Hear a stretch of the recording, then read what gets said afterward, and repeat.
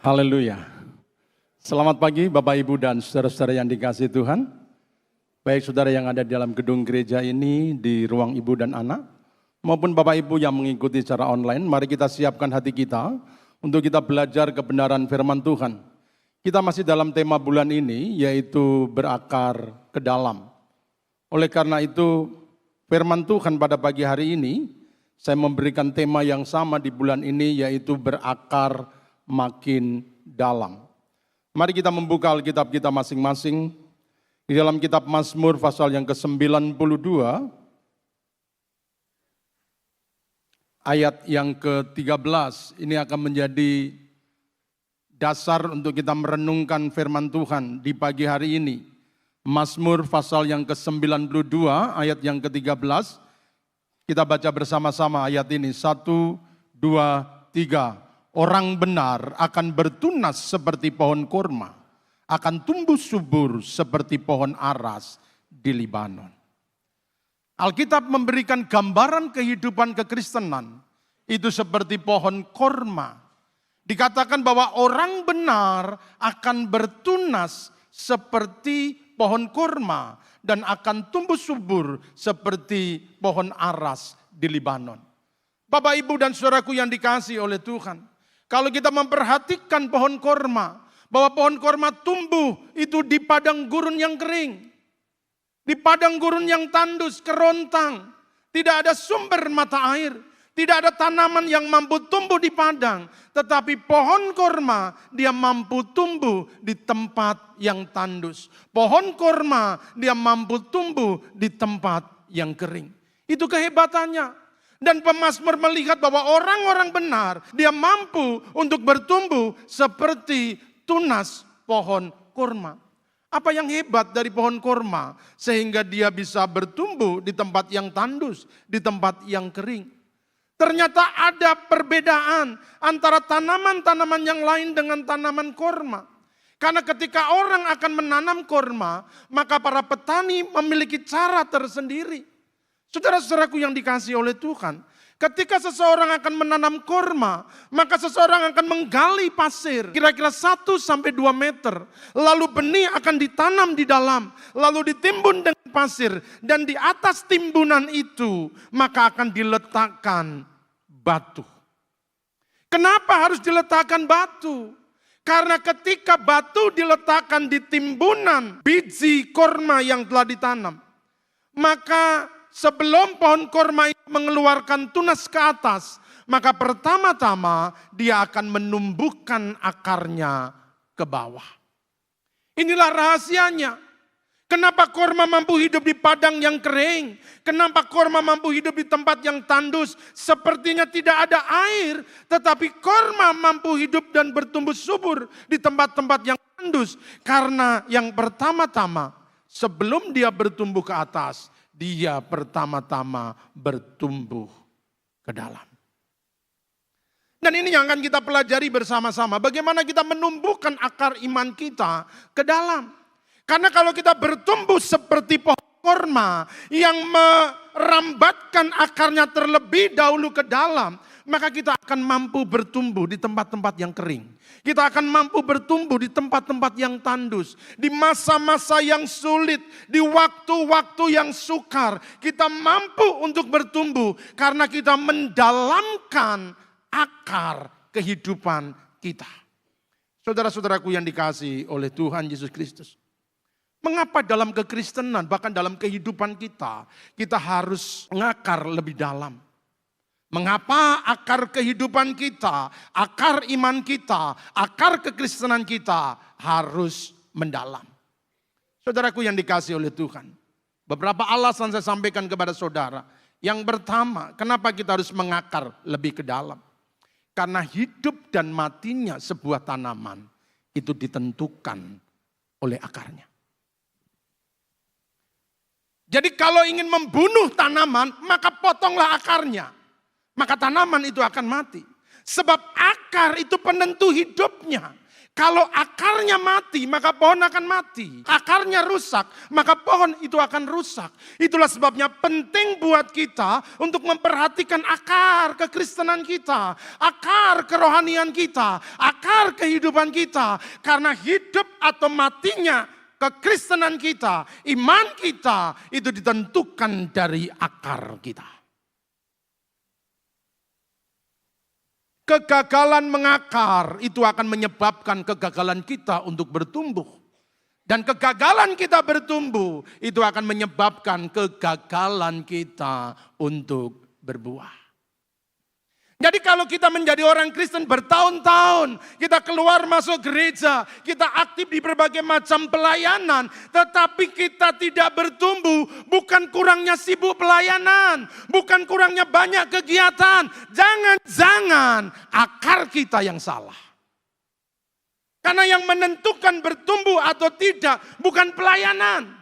Yang menentukan kita bertumbuh atau tidak bukan banyaknya kegiatan, tetapi bertumbuh atau tidak itu ditentukan oleh akar iman kita.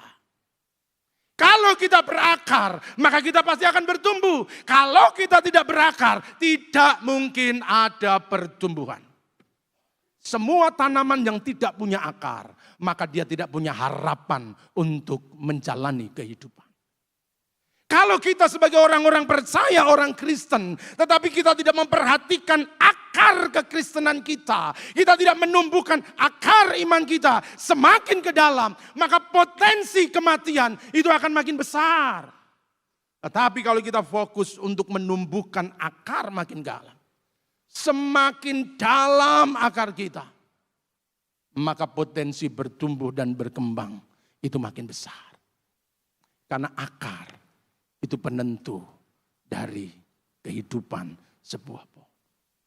Oleh sebab itu siang hari ini saya ingin mengajak Bapak Ibu Saudara sekalian kita memperhatikan akar iman kita, akar kekristenan kita, akar-akar kehidupan kita. Apakah kita sebagai orang Kristen, kita sedang mengupayakan akar kita tumbuh, atau kita sedang mencari batang yang besar, daun yang rindang, nampak dari luar kelihatan gagah, nampak dari luar kelihatan wah. Tetapi justru kita tidak punya daya tahan karena akar kita tidak mendalam.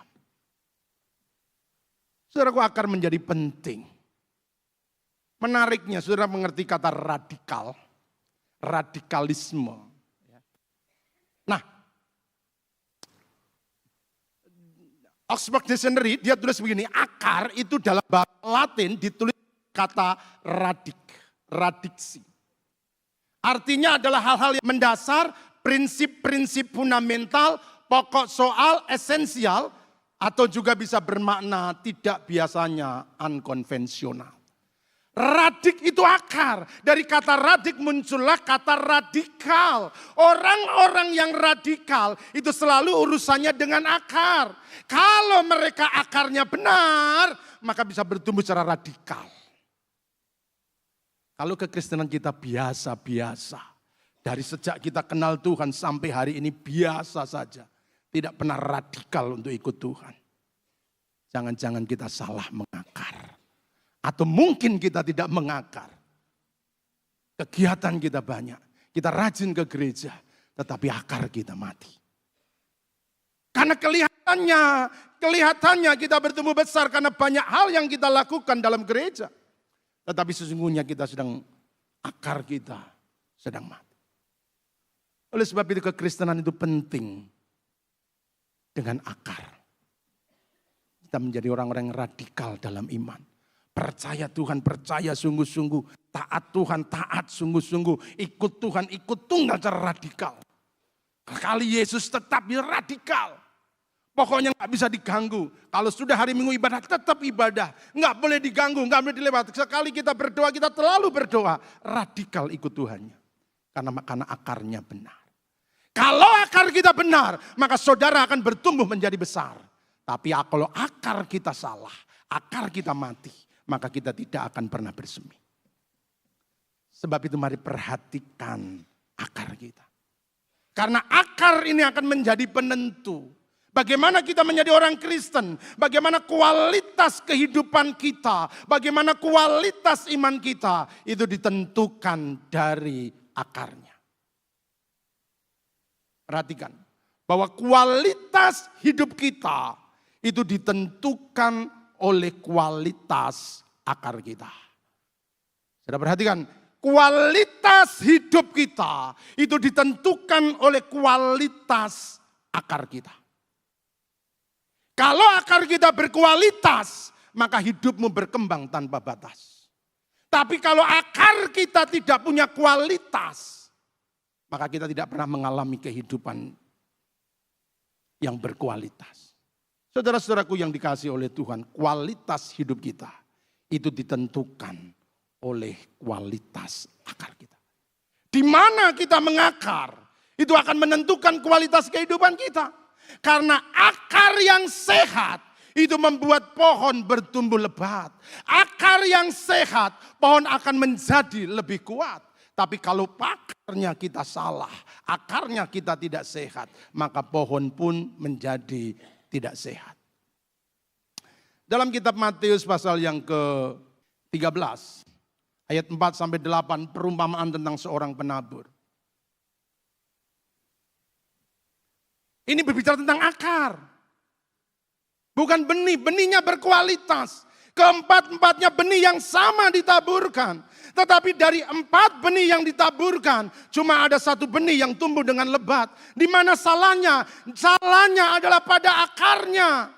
Benih yang pertama itu ditaburkan di tanah yang di pinggir jalan. Tanah ini keras, benih memang ditaburkan. Tetapi karena keras akarnya, maka benih tidak sempat berakar. Ketika benih tidak berakar, maka tidak ada kehidupan. Ketika tidak berakar, maka tidak ada kehidupan. Benihnya boleh berkualitas. Benihnya boleh unggul.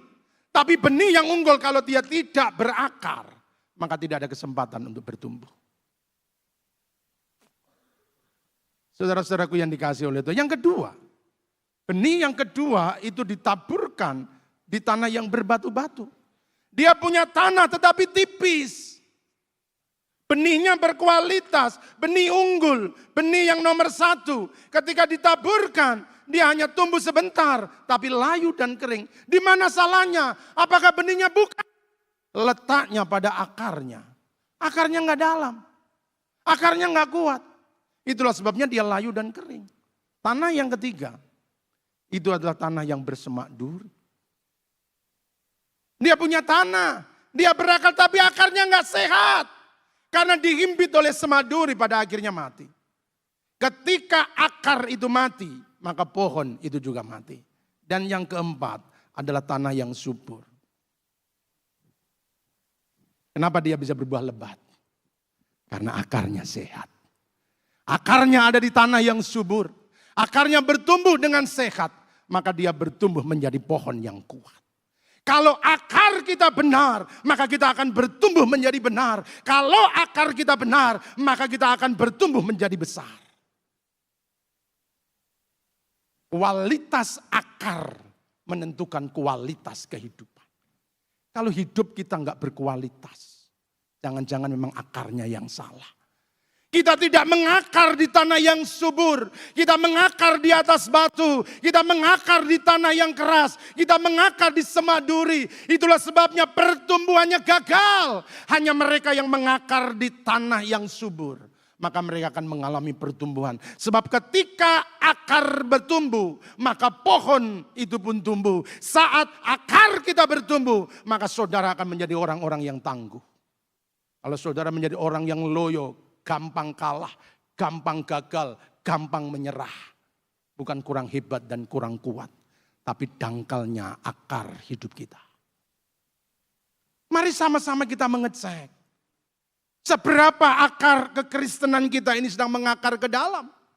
Apakah memang kita sedang mengakar ke dalam? Atau akar kita dangkal, kelihatannya bertumbuh, tapi akarnya cetek, akarnya dangkal, akarnya kecil. Dan itulah sebabnya kenapa hidup kita tidak menjadi kuat. Kita gampang kalah dalam kehidupan ini. Saudara-saudaraku, kualitas hidup kita itu ditentukan oleh kualitas akar kita. Akar yang kuat, pohon akan menjadi kuat. Akar yang sehat, pohon akan berbuah menjadi lebat.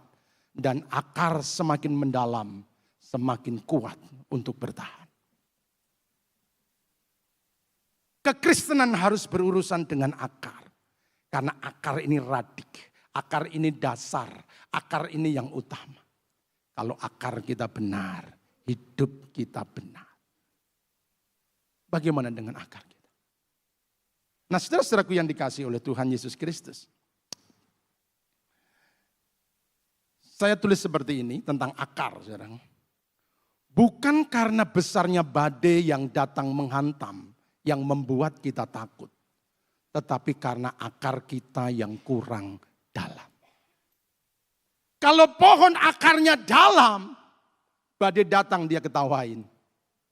Tapi karena akar kita dangkal, maka kita takut kalau ada badai datang. Kita takut kalau ada angin kencang. Kita takut kalau ada gelombang. Kenapa? Akar dangkal, gampang tercabut, gampang lepas, gampang rubuh. Tapi orang-orang yang akarnya dalam, dia tidak pernah takut dengan tantangan. Dia tidak pernah takut dengan kesulitan. Dia tidak pernah takut dengan ujian. Dia tidak pernah takut dengan pencobaan. Dia tahu kualitas hidupnya. Dia tahu kekuatannya.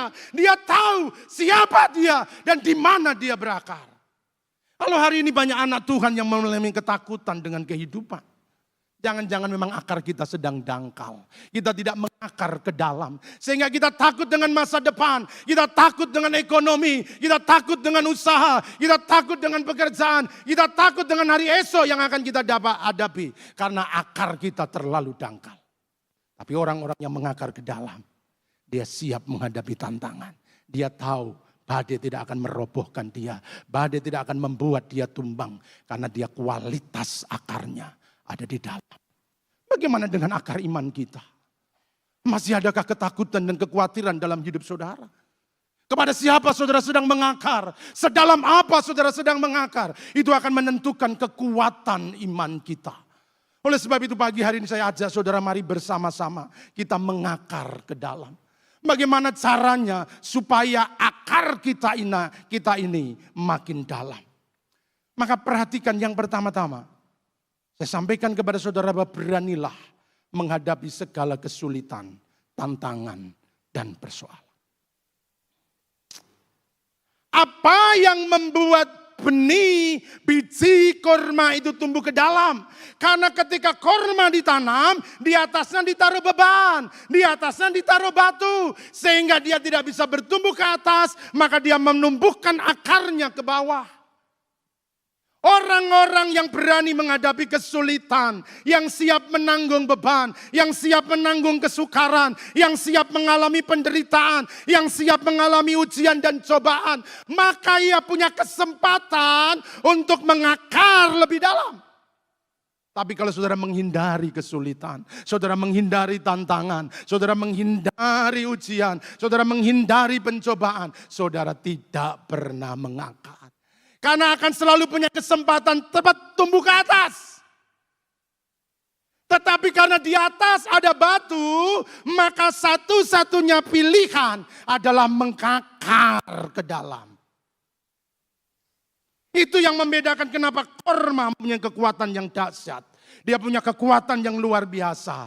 Karena korma siap untuk menghadapi tantangan. Amin. Siap hadapi tantangan. Oleh sebab itu sekarang syukuri kalau ada tantangan. Karena justru ada tantangan, ada kesulitan, ada pencobaan. Kesempatan untuk mengakar makin dalam. Akar makin dalam, kita akan semakin kuat bertahan. Tapi kalau akar kita dangkal, mudah tercabut, mudah roboh, mudah jatuh, mudah tumbang. Kalau kita mau menjadi korma yang kokoh berdiri tempat-tempat yang kering, yang kokoh berdiri tempat-tempat yang tandus, yang siap menghadapi tantangan ribuan ujian yang dihadapi. Maka bersiaplah untuk menghadapi segala kesulitan, segala tantangan. Roma pasal 5 ayat 3 dan 4 berkata demikian. Dan bukan hanya itu saja, kita malah bermegah juga di dalam kesengsaraan. Karena kita tahu bahwa kesengsaraan menimbulkan ketekunan. Ketekunan menimbulkan tahan uji. Dan tahan uji menimbulkan pengharapan. Jarang ada orang yang justru bermegah dalam kesengsaraan. Bangga dan senang dalam kesulitan. Tetapi Paulus berkata, aku bermegah dalam kesengsaraan. Karena kesengsaraan itu justru menimbulkan ketekunan. Dan ketekunan itu membuat dia menjadi tahan uji. Hanya ujian yang membuat saudara kuat. Hanya persoalan yang membuat saudara tangguh. Tidak ada kekuatan yang lahir dari kenyamanan dan kemudahan. Pemazmur berkata dalam Mazmur 119 ayat 71. Dengan lugas dia berkata bahwa aku tertindas. Itu baik bagiku supaya aku belajar ketetapanmu. Berapa banyak kita yang berani berkata seperti pemazmur. Aku tertindas, itu baik bagiku. Aku punya masalah, itu baik bagiku. Aku menghadapi ujian, itu baik bagiku. Sebab di tengah-tengah ujian membuat saya untuk bertumbuh makin dalam. Bagaimana cara saudara memandang ujian dan pencobaan yang kita alami? Apakah ketika ujian datang kita segera mengeluh, kita memberontak kepada Tuhan, kita menggerutu kepada Tuhan?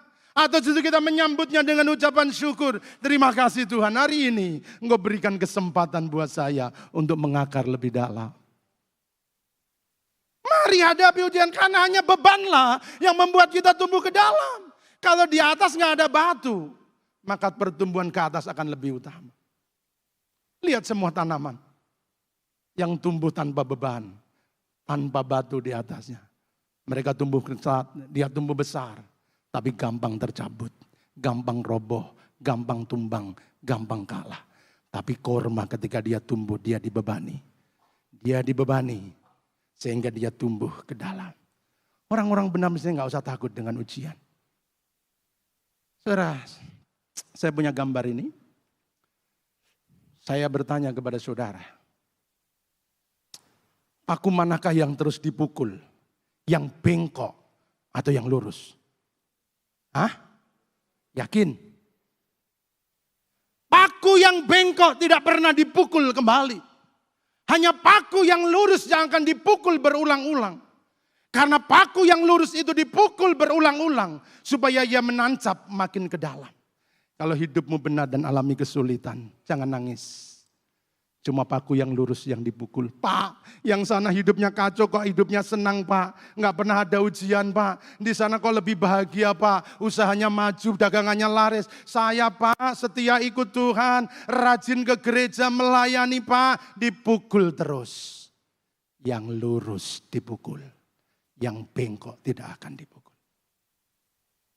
Karena hanya pukulan yang membuat kita ke dalam. Hanya hantaman dari palu godam yang membuat kita semakin menancap ke dalam.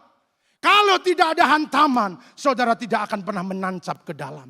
Setiap ujian, setiap tantangan, setiap kesulitan selalu digunakan Tuhan menjadi godam untuk menghantam saudara. Supaya imanmu makin mengakar ke dalam.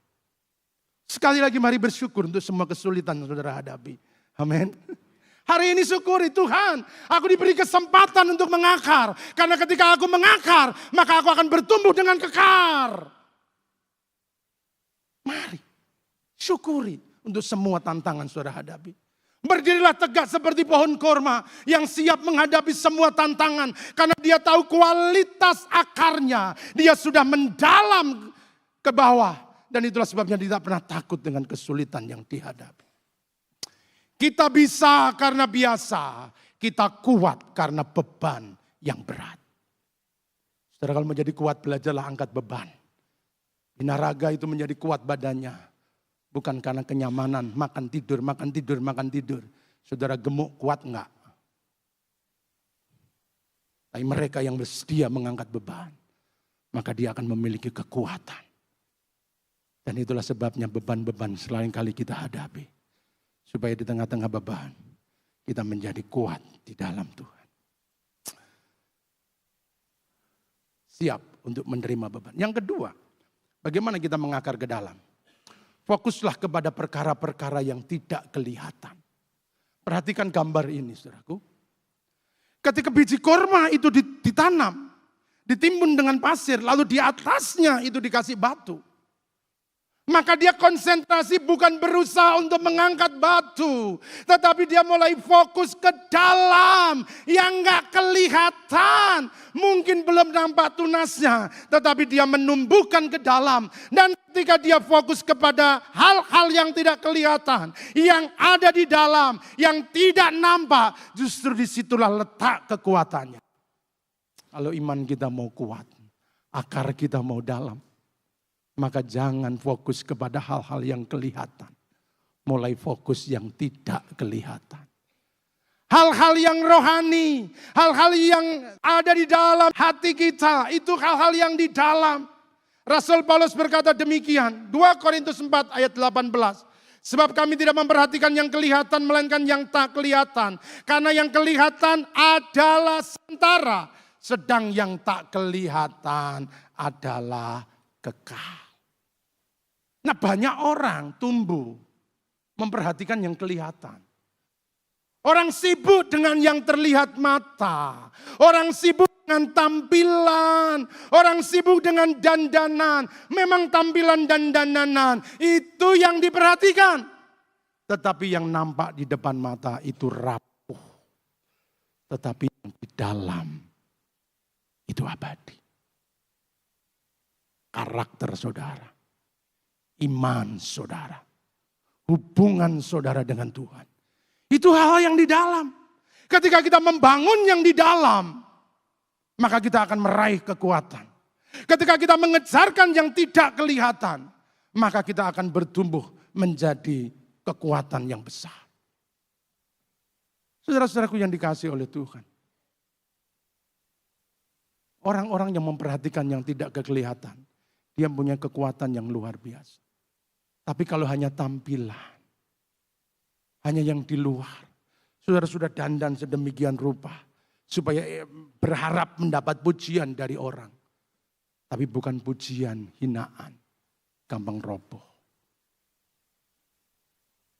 Tapi mereka yang memperhatikan yang di dalam, kehidupan rohania, kehidupan batinia, karakter, itu yang membuat dia tangguh, dia kuat. Saya mencatat beberapa filosofi tentang akar. Yang pertama, bahwa akar itu tidak terlihat, tetapi dia memberi manfaat. Ini di dalam. Kerjanya nggak kelihatan. Dia menarik semua nutrisi dari dalam tanah untuk memberikan kehidupan bagi batang daun. Nggak kelihatan, tapi memberi manfaat. Itu hal-hal yang rohani. Berikutnya, dia tersembunyi, tapi banyak berkontribusi. Beda kita kan, suka terlihat, tapi tidak ada kegiatan yang kita lakukan. Suka tampil, tapi nggak punya andil. Berikutnya, dia bekerja dalam diam. Meski nggak pernah terima pujian. Akar itu memperhatikan yang di dalam. Nggak penting dengan pujian orang. Nggak penting dengan apa sanjungan orang. Nggak. Akar tetap bekerja. Dia diperhatikan nggak diperhatikan. Dia terus bekerja. Terakhir. Tak berhenti bekerja apapun musimnya. Ini yang di dalam. Saudara-saudaraku yang dikasihi oleh Tuhan. Sebab itu mari kita fokus untuk memperhatikan yang ada di dalam. Karena menumbuhkan yang di dalam yang tidak dikelihatan. Itu menjadi penentu apa yang kelihatan. Pohon itu kuat bukan karena batangnya. Pohon itu kuat bukan karena daunnya yang lebat. Pohon itu kuat karena akarnya yang dalam. Kalau saudara ingin jadi kuat maka perhatikan yang gak kelihatan. Orang gak lihat gak apa-apa. Orang gak perhatikan gak apa-apa. Orang gak puji gak apa-apa. Orang gak berikan sanjungan gak masalah. Tapi saudara tahu sedang menumbuhkan yang di dalam. Orang yang akarnya kuat. Tidak pernah tumbang karena hinaan. Dia juga tidak melayang karena pujian. Karena dia tahu kebenaran. Yang ketiga. Bagaimana supaya kita bisa kuat? Jangan berhenti bertumbuh hingga mencapai akhir. Ini korma, akar korma. Ketika dia menumbuhkan akarnya, maka dia akan terus tumbuh ke bawah sampai dia menemukan sumber mata air. Di padang gurun itu tandus kering, jarang sumber mata air. Tetapi korma tahu kalau dia ingin tumbuh ke atas, dia ingin menjadi kuat, maka akar harus tumbuh ke dalam sampai dia menemukan mata air. Dan ketika dia sudah menemukan sumber mata air, maka waktunya untuk membuat pertumbuhan ke atas. Dia punya kekuatan untuk menggulingkan batu sehingga kurma itu akan bertumbuh menjadi besar. Jemaat yang dikasihi Tuhan, bagaimana dengan akar iman kita? Apakah kita sudah mengakar pada air kehidupan sehingga akar kita terus tumbuh dan membuat batang, membuat daun kita tumbuh, bahkan menghasilkan buah karena akar kita itu ke dalam. Ada seorang tokoh saudara kenal yang luar biasa. Tadi pagi juga disampaikan oleh Bapak Gembala, iman yang berkualitas emas, yaitu yang bernama Ayub. Apa yang membuat Ayub menjadi hebat? Apa yang membuat Ayub menjadi kuat?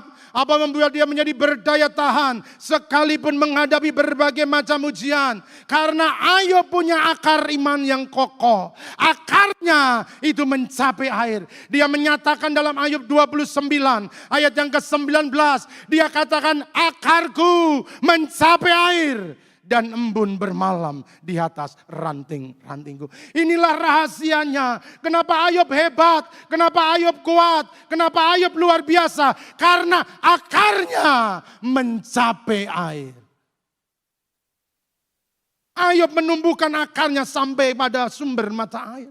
Itulah sebabnya yang di atas boleh hilang. Semuanya boleh lenyap. Tetapi Ayub tetap tegak berdiri. Karena akarnya mencapai air.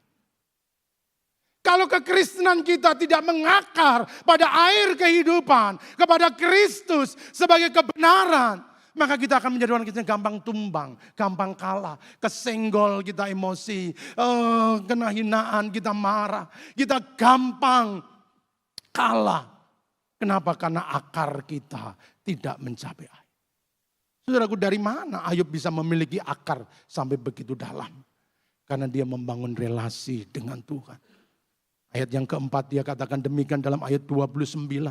Seperti ketika aku mengalami masa remajaku. Ketika Allah bergaul karib dengan aku di dalam kemahku. Kekuatan Ayub tidak datang secara tiba-tiba. Kekuatannya tidak lahir secara instan. Itu dibangun secara harian. Dari hari lepas hari. Dia membangun hubungan yang karib dengan Tuhan. Dia bergaul karib di dalam kemahku.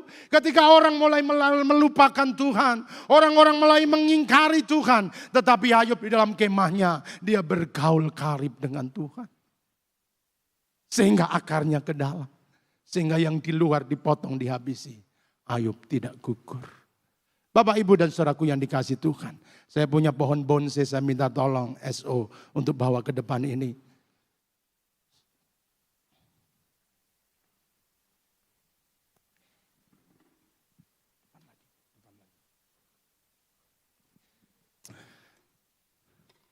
Saudara-saudara, ini adalah sebuah pohon. Apa yang membuat dia tumbuh bukan karena potnya yang bagus. Dia bertumbuh karena dia punya akar yang dalam. Ketika akarnya tumbuh ke dalam, maka pohon ini akan terus bertumbuh. Akar ini akan terus berkembang. Pohon ini akan terus membesar. Karena akarnya bertumbuh ke dalam. Seperti Ayub, akarnya menembus ke dalam air. Dan ketika akarnya menembus ke dalam air, maka dia akan bertumbuh tanpa batas. Kehidupan manusia itu seperti pohon yang mengakar. Keadaan-keadaan yang di luar bisa mengganggu kita. Saudara perhatikan. Karena berbagai macam kehidupan, maka bisa memangkas semua yang kita miliki. Daun mulai dipotong, semua mulai digunduli. Pertanyaannya, apakah pohon akan mati? Saudara berbuah dan buah mungkin dipetik orang, semua dipangkas lagi. Saudara punya kekayaan saudara hilang. Usaha saudara sulit dipangkas, kebahagiaan saudara dipangkas, semua dipangkas sampai gundul. Pertanyaannya, apakah pohon akan mati? Pohon akan tetap tegak, pohon akan tetap hidup. Semua boleh hilang karena dia punya akar yang dalam. Kekristenan kita tidak akan terganggu dengan apa yang di luar. Kalau akar kita ke dalam, akar kita makin kuat ke dalam. Tapi kalau akar kita tidak dalam, kita dipangkas sedikit, kita memberontak, kita dipangkas sedikit, kita marah. Kita tinggalkan Tuhan karena akarnya tidak dalam. Bahkan ini secara ekstrim, boleh digunduli, gundul segundul-gundulnya. Semua boleh dipangkas, tapi keras rupanya.